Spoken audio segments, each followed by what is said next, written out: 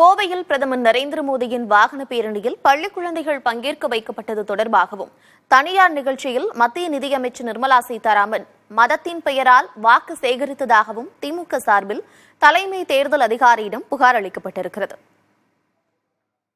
போர்ஸ்க்கு வந்த பின்னர் திருமதி நிர்மலா சீதாராமன் அவர்கள் மியூசிக் அகாடமியிலே நடைபெற்ற ஒரு விழாவிலே என்ன பேசியிருக்காங்க அப்படின்னா, மதத்தின் பெயரால ஓட்டு கேட்டிருக்காங்க.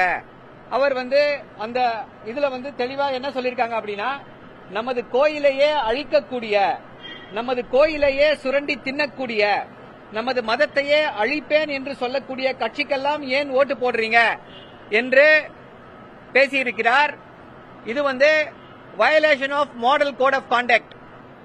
கோயம்புத்தூரிலே பிரதமர் மோடி அவர்கள் கலந்து கொண்ட விழாவிலே குழந்தைகள், பள்ளி குழந்தைகள் அந்த விழாவிற்கு அழைக்கப்பட்டு ரோட் ஷோ என்று சொன்னார்களே, அந்த ரோட் ஷோவிற்கு அழைக்கப்பட்டு அங்கே அவர்களுக்கு காவி துண்டுகள் போர்க்கப்பட்டு பாஜகவை புகழ்ந்து பாடல்கள் எல்லாம் பாடியிருக்கிறார்கள்.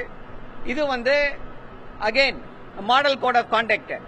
அதுல தெளிவாக தேர்தல் கமிஷன் ஏற்கனவே வலியுறுத்தி இருக்கிறது, குழந்தைகளை எந்த விதமான தேர்தல் பிரச்சாரத்திற்கும் பயன்படுத்தக்கூடாது என்று தெளிவாக அந்த மாடல் கோட் ஆஃப் கான்டக்ட் இருக்கும் பொழுது மீண்டும் பாரதிய ஜனதா கட்சி அவர்களுடைய இருப்பை காண்பிப்பதற்காக ஏதோ குழந்தை முதல் கிழவன் வரை பாஜகவிற்கு ஆதரவு இருக்கிறது என்று காட்டும் வகையில் இப்படி குழந்தைகளை சட்டவிரோதமாக பயன்படுத்தி இருக்கிறார்கள்.